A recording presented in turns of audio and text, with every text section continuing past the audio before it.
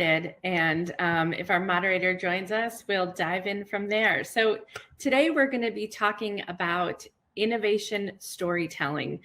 And innovation storytelling is a little bit different than your standard size storytelling.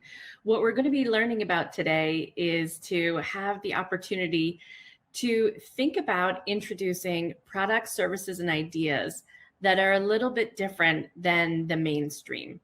When we're introducing an idea that's wholly different from anything that our audience has heard before, we need to use different techniques.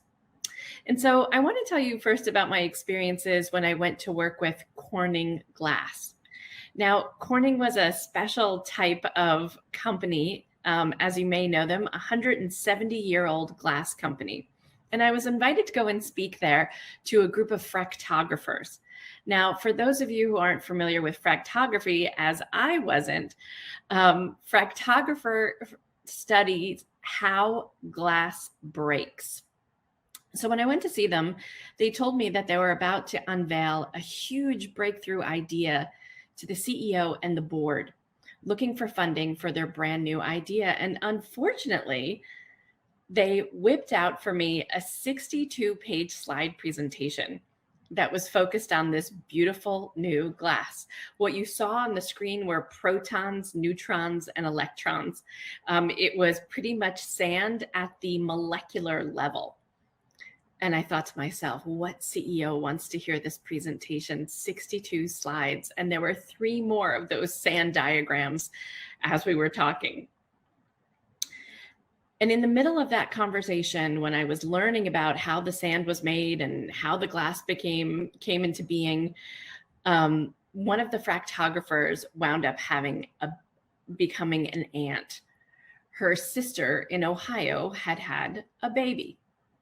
And wouldn't you know, that little baby wound up taking up the bulk of our conversation. She passed around her phone, showing us the picture of her baby, her new niece, rather. And after oohing and eyeing, we went back to the conversation around the glass. Well, about 30 seconds later, the conversation devolved back into protons, neutrons, and electrons. And I said, Amy, show us that picture of that baby one more time. And I looked at that picture and I said, can you just imagine that little baby? Imagine its pancreas growing at a rate of 10x what ours would as teenagers or grown-ups. Imagine the capillaries forming all over her body. And imagine how quickly those neurons are firing in the brain right now. And they looked at me like I had 3 heads. And I said, we're not interested in what actually makes up a baby, right? We're not interested in the components of a baby. What makes us, what moves us, is the impact that this little baby is going to have on the rest of the world. When we're talking about an innovation, we have to start with the brilliance in mind and how it will impact the rest of the audiences that it serves, the people who actually wind up using an incredible innovation. So, as the conversation progressed, I'm going to share with you a little bit further about what that innovation, those protons, neutrons, and electrons that made up the sand, what they wound up becoming. But I need to let you know, in this business, I wasn't always an innovation storyteller. In fact, my last job before moving into the wild world of innovation marketing was as an epidemiologist at the Centers for Disease Control on a grant at the New York City Department of Health. And I was tracking the spread of variant and resistant strains of HIV coming into the United States. Not too different than what we're tracking now with COVID. But prior to that, I was a revolutionary. I was living in Central America, studying at the University of Costa Rica, and I decided I wanted to take up la lucha. I wanted to join with the rebels and fight the good fight that was going on in Central America. Well, while I was there and making my way to the front lines and saw the devastation of war, I decided that that was not going to be the way that I was going to change the world. And instead, when I came back to university, I decided to focus my attention instead on HIV-infected populations around the world. And 2 years later, I found myself in Thailand working with HIV-positive populations, both Thai populations and indigenous hill tribe populations in rural northern Thailand. And that's where I would spend my time for the next 3 years. So I want to share with you a little bit about that experience and how it relates back to telling a great innovation story. Now, when I first got to Thailand in 1993, I began working on a campaign that was adjacent to the Ministry of Public Health. They had these incredible billboards throughout the roads of Thailand that basically said in broad letters, "Get HIV and die. Get AIDS and die. AIDS is a death sentence." As you can imagine, these billboards were absolutely terrifying, and they captivated the attention of the villagers. And in fact, when I first arrived in my little village in 1995, right on the border of Burma today, of Myanmar, the first red light district had already gone out of business. The sex workers there and the majority of their customers were already infected with HIV or had passed away. Now, this campaign of Get AIDS and Die, this shock and awe campaign that was administered by the Ministry of Public Health, was shockingly effective at first. For the first 6 months of this campaign, we saw HIV infection rates plummet pretty dramatically. That shift wound up creating a change in us as public health educators and marketers. Like any good marketer, when you find a technique that actually works really well, what do? You double down on that. So what we saw 6 months later were HIV infection rates actually creeping up. It turned out that fear was not as effective a tool in fighting HIV as we had hoped, or at least it wasn't enough. And so we needed to find another way after doubling down on an even scarier campaign where we saw the exact same, decrease in HIV infection rates. And then 6 months later, another increase again. We needed to do something different. Now, unfortunately, the only tool we had at our disposal at the time was the condom. And I'm curious, for those of you out there today, how many of you would want to take a guess? How old do you think the condom is? If you could put your comments into the chat, how old do you think the condom is? How long has the condom been here in the world? And you can just post your guess in the chat. Well, I'll give you a little hint. It's not 200 or 500. The first evidence of the condom was actually found in the caves of France 10,000 years ago. 10,000 years ago. So as you can imagine, we're fighting one of the most deadliest epidemics of our lifetimes at that point. And yet the only tool we had at our disposal was a 10,000-year-old public health device, the condom. It was easy to find. It was easy to teach how to use it, nothing too complicated there. But it turned out it didn't have the impact and the boom that we hoped it would, because people, frankly, after that fear peak had plateaued, got really tired of using them, and especially in the setting where I was. So at the time, I was working in a brothel. I was spending my time doing AIDS education with sex workers and their customers in this brothel setting. So as you can imagine, I had 3 main markets for my message. Number 1 were the mama-sans. These were the women who owned the brothels. Number 2, it was the customers, predominantly men who would come in looking for a good time. And finally, the sex workers themselves, male and female and trans. And so if you think about it, what are the most intriguing propositions for each of these core audiences? What do you think was in it for them? I can tell you, for the mama-sans, those who own the brothel, they were certainly looking to make money off of the transaction. For the customer, they were looking to have a good time. And for the sex worker, they were truly looking for survival. Survival. It really wasn't more than that. Imagine having sex with your customer 8 times in a night and needing to use a condom each and every time. Needless to say, we faced a lot of opposition and a lot of pushback when we were trying to save women's lives. And that is where it dawned on me that we couldn't change the epidemic and we couldn't change the tools at our disposal. But we could change something that underpinned all of it, and that was the story. What was the story that we needed to tell? And the shift that needed to happen in that storytelling was to make each of those three audiences, the mama-san, the customer, and the prostitute, and the sex worker herself, we needed to make them the heroes of their own story. In doing so, we could really change everything. And so we started off first with empathetic listening. What is the most important thing that we needed from each of those individuals was to figure out what mattered most to them in trying to save their lives.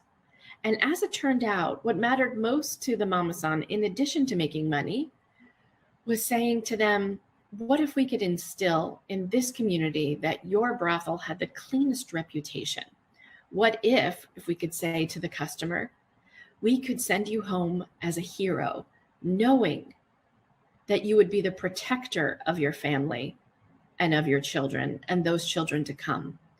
And finally, to the sex worker herself, what if we could offer her that she could be the hero, that she could be in charge of her own destiny, rather than lay at the hands of the people who came into that brothel every night and leave her fate to chance? When we started asking those questions, what matters most to you? What's the outcome you really want from this interaction? And where do you see yourself in the future? Suddenly that condom had a transformative property that allowed people to get to that point where they wanted to be. And in fact, we need to ask that. All of us need to ask that, especially those of us in tech. How can we make the listener the hero of their own story through whatever product, service, or idea we're trying to convey? And so in addition to being an anthropologist, I was also a religion major in college. And I was fascinated by the way the prophets were able to move the word around the world.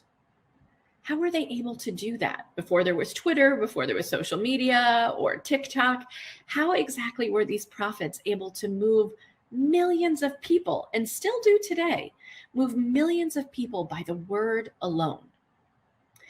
And that's why I started to see the prophets as the greatest viral storytellers of all time. Thinking about them in this way really shifted my perception of how they communicated. And so I started to study them and how they actually spoke to their communities. The greatest storytellers were unassuming individuals. They started off oftentimes from quite humble beginnings or humbled themselves along the way. They decided to make very courageous choices in their lives, and as a result, stood by their belief systems in a way that perhaps most of us might not. But what was most compelling about them were their stories. And as I began to examine them more and more, I began to find that there were 5 essential rules of innovation storytelling, that these prophets had a desire to innovate their entire society for a better life. And so the rules around innovation storytelling come directly from the way the prophets spoke to us. So let's take a look at what actually makes these stories so great. They begin, number 1, with a shared history. Step number 1 in innovation storytelling is knowing your shared history. Where do you and I both share the same background history? Maybe it's coming to work for the same company together. Maybe it's understanding how a technology has evolved over time. Maybe it's a desire for the greater good, to change something to make people's lives better. Step 1. Step 2 is, what are the values and the purpose that you're trying to convey within innovation? So for the prophets, that values and purpose aligned around their own core values and the ones that came from that shared history. So think about those parables that we think about with Jesus, Buddha, Muhammad, Moses. Where are those core values and purpose? So step 1 asks of us, what are the values that we come from? And when we're trying to make a shift, what are the new values that we need to incorporate and the purpose that we are taking people on? Where is the future that we are guiding people to? Now, step 3 is probably the most challenging for most of us. It's coming up with a really concerted message that rallies people around that idea. So think about the shift that has to take place when you share something like an eye for an eye to turn the other cheek. That shift is massive. It's a change in thinking, it's a change in behavior, and it's a change in the way that we treat the person next to us. So that shift is radical. And it also means we can't go back to the status quo. We can't go back to the way of doing things any longer. A change has taken place.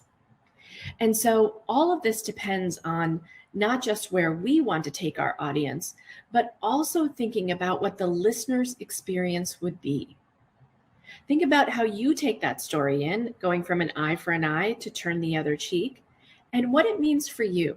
How quickly can you conjure up an example of when you've done that forgiveness, when you've decided to opt out of another way of doing things that might be more vengeful and to choose a way that might be more passive? That shift, or courageous even, that shift is what you're asking your listeners to take when you're asking people to make a change. Anytime you're asking people to make a change, you're going from a shift from the old to the new, and the values need to go along with it. Next up in the shift is identifying the early adopters. You'll notice that all of the prophets had a band of followers tagging behind them who take in the message, they get the message instantly, they are those converts to the idea, and they're now able to share the message in their own words. This is a really important part of innovation communications overall, is can the listener take in this cool new idea, make it their own, and repeat it to someone else? And that takes us to step number 5, creating viral language around a great story. So what is that thing that makes people identify with the message? Something that allows them to hold on to it. So viral language is things like alliteration, rhyme, metaphor, simile, those things that get that idea into our mind and it won't leave. Read my lips, no new taxes, right? Things like that that allow us to hold on to that ba-da-ba-ba-ba, I'm loving it. Ways that we can reach into and grab onto an idea that holds us. So I want you to think about that. And if you'd actually like a copy of these 5 eternal rules of innovation storytellers, feel free to text me at iStory 66866, and I'll be glad to send it to you. And in fact, I'll put it in the chat momentarily so you can text me there, and I'll be glad to share it with you. So why are stories so powerful? Why do they work every time? Well, frankly, it's because that's how our brains are hardwired to receive information. We're not accustomed to 3 bullets and an Excel spreadsheet and figuring it out from there. And in fact, Stanford University has done the heavy lifting for us. We know that stories are 22 times more memorable than just giving people facts alone. So they actually did the research where they did an experiment where they asked people to memorize, or they were told a column of facts, short, easy to remember, they thought. And then another group was given the same set of data, but wrapped in a story. And as a result, they were able to remember all of those items 6 minutes after leaving the meeting. And in fact, those people who just got the list of items to remember forgot them almost instantly. So in thinking about all of you and the changes that you're trying to make, I want you to consider how stories can become your greatest productivity tool, as well as your greatest memory making device. What good is having to give all of this information to people only to repeat it over and over again and not have it stick? A great story captivates your emotion. So let's talk about emotion for a little bit, because it is the principal mechanism of getting people to hold on to information. Now, perhaps one of the greatest stories of all time, Walt Disney, was a master of getting into our emotional space. And how many of you can probably remember the opening scene of Bambi, Within the first 5 minutes of the Walt Disney movie Bambi, about a mother and child deer who go off into the forest, Mother Bambi is shot by hunters and Bambi is left orphaned and alone. Watch this movie with any little kid and you'll see the abject horror on a child's face as they take in the fact that they've just lost their mom. Now, this story was incredibly close to me, as I am the mom of 2 stepkids who lost their mom very young. And so I foolishly decided to show them the movie Bambi, not making the connection in my mind. And when I brought in a tray of snacks to them, to see the horror on their faces struck me forever. Those emotions stayed inside. It's how a story gets inside of us and stays there, is through powerful emotion. And what Walt Disney does after presenting us with this horrific event, he now takes us to the next level, which is introducing Bambi to all of Bambi's new forest friends, where they can learn how to survive and thrive even in difficult circumstances. The message of Bambi is resilience and friendship, but it starts off with a horrible bang that gets all of us jarred. And why does it work so effectively? It works because what Walt Disney and all of the great storytellers do, think of any action movie that begins with a car crash or any other great story that leads with tremendous suspense. We go and see a horror movie and our palms are sweating and our heart's racing fast. Emotions trigger neurotransmitters like dopamine, serotonin, adrenaline that get us going. And when we can tell stories that actually wind up creating a flood of neurochemicals in the body, we are triggering a reaction that allows a story to stay with us. It actually gets into the bloodstream. So a story sticks with us.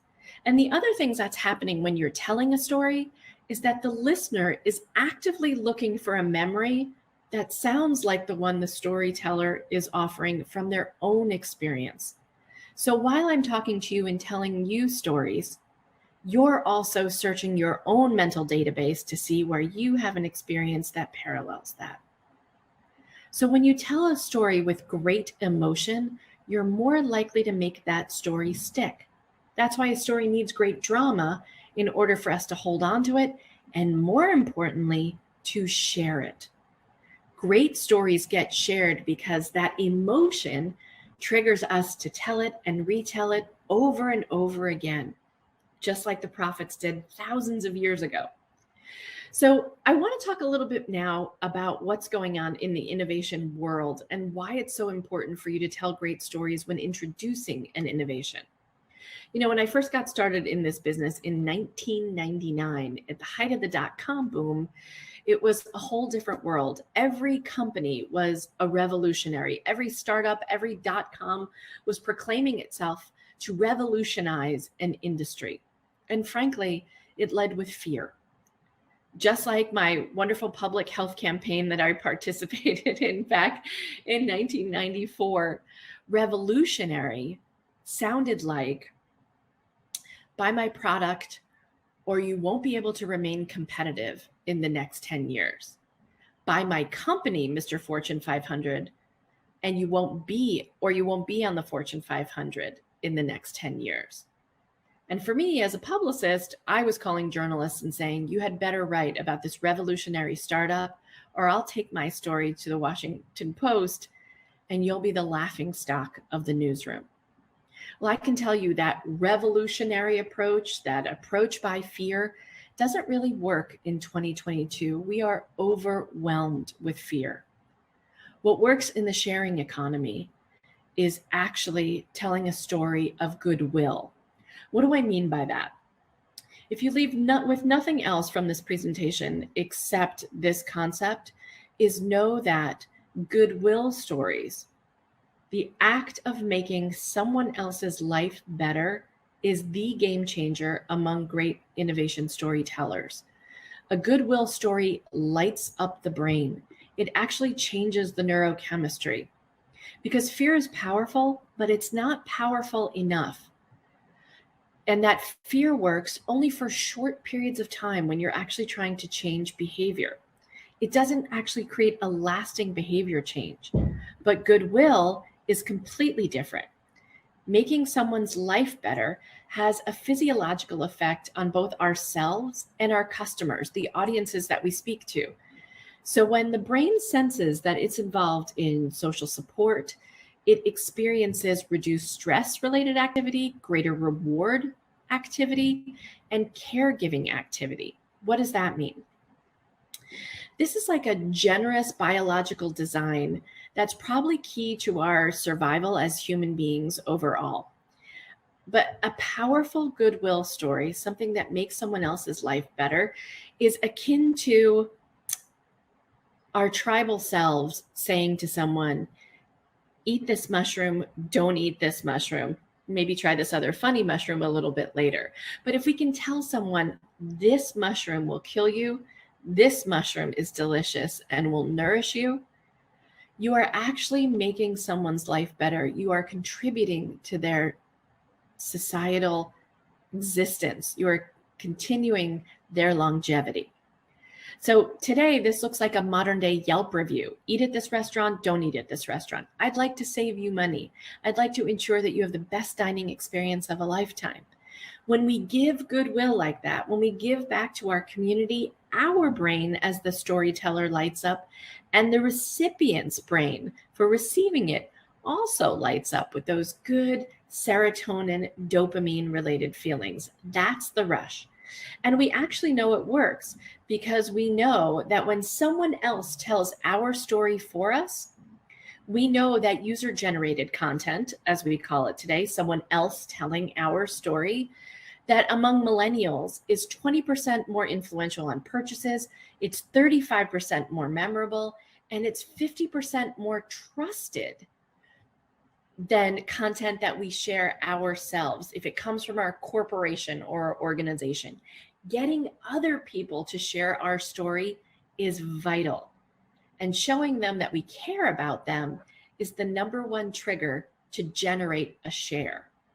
I mean, just think for yourself, what is the difference between liking a story and sharing a story? How much of you do you need to invest in yourself, need to invest in order to just like something on social media, on LinkedIn, on Instagram? It doesn't take a lot. If you decide to share it, how much more invested are you? Are you looking at what the source was that your friend found this on? Are you thinking about how your own followers will respond? Are you thinking about whether or not that will change your status if you decide to share it? Will you come out publicly and support a very particular cause in front of your community? Think about how you invest of yourself when you share. Every time we ask someone else or someone else magnanimously shares our story, we're doing something amazing. We're creating a connection with someone that says, I'm ready to make the change with you. We're creating an alliance and an allegiance. And that's really what we want with our audiences when we're sharing an innovation story. So I want to take you in the next 10 minutes that we have together through 7 quick ideas on how to do this well. So first off, remember, the greatest tool of storytelling, step 1, is becoming a phenomenal listener. Ask yourself the question, what does my audience truly need to hear in order for me to make their life better? Do we even know what motivates our listener? Because we might have one person who's really excited about our product or service, but each one of them can have very different motivations for why they love it or hate it. So first off, are you doing the requisite work to find out what matters, what motivates your listener? And how will you make them the hero upon hearing your story? A person who will be so excited that they'll want to share it. So that's 1, become an empathetic listener, step 1. Step 2 is, where do you and your listener have a shared history? What rituals do you have in common? If you're coworkers, right, and you're trying to create change internally, what is the shared history that you have at the company? If you're trying to compel a customer, where do you have a shared history in your industry? The things that you like and probably things that you don't. these bumps in the road that we experienced together, right? Over the last 20 years, we've seen the dot-com boom. We've seen the mortgage crisis. We have seen the rise of an incredible economy over the last 10 years until just recently we're in this COVID-related and coming out of COVID funk economically too. Our worlds have been upended. So where do you share a history with your audience? If you can get those points clear, you can create conviviality. You can find a common ground with one another. Now, the next I want you to think about is once you understand that shared history, your core values that you shared in the past, and the values that you'll need to make change, and the purpose you want to set people on. Now it's time to talk to folks about the shift. Anytime you're going to induce change into the people around you, a customer, your coworkers, an innovation that you want to bring to market, or even your constituents with a big new idea, you have to be able to name the shift that's taking place. Why is this innovation or change arising now? And why is it this change that matters the most, this product, service, or idea? Why now? What's happening? And if you can, gold star, can you name the shift? Where's the change that's taking place? Why now? Are we now looking at, for example, the work from home economy and how that's impacting all of us? Are we looking at shortened work weeks? Are we looking at a whole shift around climate change and how we behave? It can be a global shift, or it can be something that's happening very acutely. A big switch in technology, for example, going from regular software-based conclusions and data analytics to AI. We're all seeing a shift in what's happening big and small around us. You'll be better apt if you can name that shift about why it's taking place. And this is the part where we talked about the message. So now thinking about that shift, remember that this is the place where we burn the boats. This is the place where we say we can't go back to the status quo. Because of the shift that's taking place in the world, we can't go back to doing things the old-fashioned way. If it's your contention and the desire to make a change, to introduce an innovation, you now must make the case for why this future is going to be better. And in fact, as an innovation storyteller, it's your job to paint a picture of a future that will be better if we follow your vision. So paint a picture for us now of what that future looks like. Now, the way to do that is by dropping little breadcrumbs of thinking about how I get people from point A to point Z. And it's by dropping breadcrumbs of, let me tell you how far we've come this far. We've already taken giant steps in our evolution along the way. So map them out. If I'm in software, for example, I might say, back in the 1970s, we used to sell products and services just as a transaction. Somebody would sell you a computer and you would walk away, especially at the enterprise level. But by the 1990s, products and software, let's say, began being sold with products plus services. The software was too complicated to operate on its own, and as a result, a consultant would come along with that software. That was the next step in the 90s. And if we look in the 2000s, the DIY movement was fast upon us. User experience, customer experience improved dramatically with the advent of folks like Apple, who taught us a different way of looking at technology. And that customer centricity meant that our products had to be better and they could operate without a consultant, right? But they had to be great and they had to have support. And then finally, until we get today, we're at a SaaS-based economy, right? Where everything is on subscription. I wouldn't think about giving up my Netflix, but that means that companies also have a long-term relationship with us when we're selling technology this way. And as a result of having that long-term relationship, we expect constant upgrades. We expect new features and benefits that come along all the time. But if we can show a customer the incremental steps along the way, we're doing something amazing. And we're helping them embrace technology in a way that doesn't feel like a revolution. It feels like something easy, the next logical step. And then and only then do we really begin to tell them about our products and services. And when we do, we back it up with testimonials. Don't believe me about how great my product or service is. hear it from my customers directly. And so I'm looking specifically for our adopters and allies, those first 12 apostles, those first original customers, or our core customers who have been transformed by what we're doing, right? Innovation is the science of transformation. And so we want to really begin to understand and share how our customers' lives have been transformed. Once we can do that, we can showcase the win-win, how both sides of the equation are winning. Me as the technology's, let's say, creator, owner, salesperson, the innovator, and how the recipient has benefited.